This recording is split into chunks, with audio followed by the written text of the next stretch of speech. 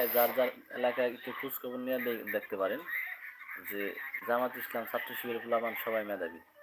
কারণ অদক্ষ অমনোযোগী ছাত্ররা জামাত ইসলামে টিকতে পারে না। যেমন অস্ট্রেলিয়ান প্রবাসী বনি আমিন, ওনার নিজের মুখের কথা, ওনাকে ১.৫ বছর পরে জামাত ইসলাম থেকে ছাত্র শিবির থেকে বের করে দিয়েছিল, যে কারণ উনি ভালো মুসলিম না। ওনার নিজের মুখের কথা। কারণ আমাকে বই পড়তে দিত, আমি বই পড়তাম না, আমি চলে যেতাম সিনেমা দেখতে। নিজে সিনেমা দেখতে নিজে যাইতাম তো যাইতাম, আরো ২-৩ জন নিয়ে যেতাম।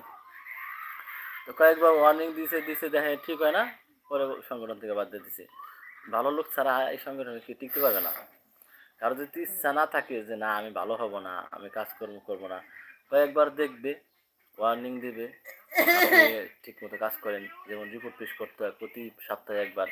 ঠিক মতো যদি নামাজ কালাম না করে, কাজকর্ম না করে, যে যদি ভালো পথে আসার চেষ্টা না করে, সে জামাত ইসলামে টিকতে পারবে না। এই জন্য দেখবেন যে যে যার ভালো হওয়ার ইচ্ছা নাই